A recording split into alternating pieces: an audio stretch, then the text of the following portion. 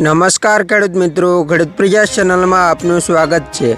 આજે તારીખ 12 જૂન 2024 સવારના મહત્વના હવામાન સમાચાર। ચેનલમાં નવા આવો તો સબસ્ક્રાઇબ કરી લેજો।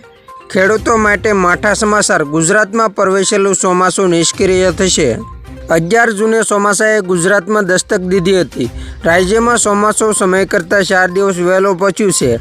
આ દરેક માટે ખુશીના સમાચાર છે, પરંતુ હવામાન નિષ્ણાત પરેશ ગોસ્વામીએ ગુજરાતમાં પ્રવેશેલા ચોમાસા અંગે એક મહત્વની આગાહી કરી છે। તેમના પૂર્વાનુમાન અનુસાર ગુજરાતમાં ચોમાસાના આગમન સાથે જ મોન્સૂન બ્રેકની પરિસ્થિતિ સર્જાઈ શકે છે। ગુજરાતમાં ચોમાસાએ સમય કરતાં 4 દિવસ વહેલો પ્રવેશ કર્યો છે, પરંતુ કદાચ ગુજરાતમાં ચોમાસું પ્રવેશ કરતાની સાથે જ એક મોન્સૂન બ્રેક જેવી પરિસ્થિતિનું નિર્માણ થાય તેવી પણ શક્યતાઓ છે। આ વર્ષે 2 થી 3 વખત મોન્સૂન બ્રેકની પરિસ્થિતિનું નિર્માણ થયું છે। સૌથી પહેલો મોન્સૂન બ્રેક અંડમાન નિકોબાર ટાપુ પર, તે પછી કેરળ અને મહારાષ્ટ્રના મુંબઈ આસપાસ પણ મોન્સૂન બ્રેક જેવી પરિસ્થિતિનું નિર્માણ થયું હતું। હવે દક્ષિણ ગુજરાત અને સૌરાષ્ટ્રના દરિયાકાંઠે મોન્સૂન બ્રેક થઈ શકે છે।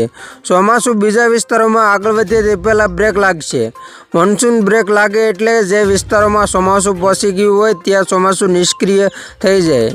આમ છેલ્લા 2 દિવસથી રાજ્યના ઘણા વિસ્તારોમાં વરસાદ નોંધાયો છે। અરબી સમુદ્રની સિસ્ટમને લઈને સૌરાષ્ટ્ર અને દક્ષિણના ભાગોમાં વરસાદ નોંધાયો છે।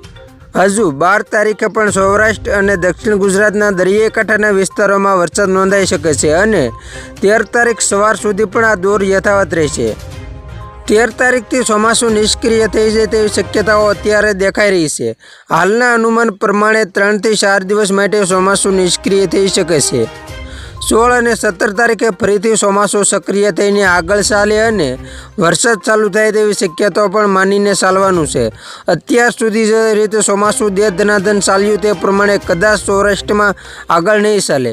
2-3 દિવસનું વિરામ પણ આવી શકે છે। ભલે નૈઋત્યનું ચોમાસું બેસી ગયું પણ સૌરાષ્ટ્ર અને દક્ષિણ ગુજરાતમાં સાર્વત્રિક વરસાદ નહીં જોવા મળે। સાર્વત્રિક વરસાદનો દોર 16 જૂનથી થઈ શકે છે। ચોમાસાનો પ્રવેશ થઈ ગયો છે, પણ હવે 24 કે 36 કલાક દરમિયાન રાજ્યના અલગ અલગ ભાગોમાં છૂટાછવાયા વરસાદ નોંધાય અને તે પછી મોન્સૂન બ્રેક જેવી પરિસ્થિતિનું નિર્માણ થશે। મોન્સૂન બ્રેક થશે તો પછી 16 અને 17 તારીખથી ફરીથી સક્રિય થઈને આગળ ચાલશે।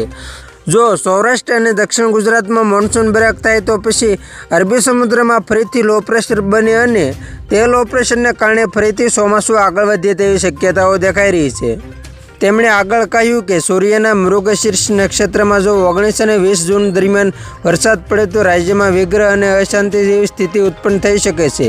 જે બાદ આગામી 21 જૂન પછી સૂર્ય આદ્રા નક્ષત્રમાં પ્રવેશ કરશે। આદ્રામાં પડતો વરસાદ દરેક પ્રકારે ખૂબ જ શ્રેષ્ઠ ગણવામાં આવે છે। તેમણે વધુમાં કહ્યું કે હાલ તો રાજ્યમાં ચોમાસું વહેલું બેસી ગયું છે, પરંતુ નિયમિત વરસાદ તારીખ 21 જૂન બાદ આવશે। તો ખેડૂત મિત્રો, આ હતા સવારના મહત્વના હવામાન સમાચાર। ફરી વખત મળશું નવી અપડેટ સાથે। ત્યાં સુધી જોતા રહેજો ખેડૂત પ્રિયા યુટ્યુબ ચેનલ।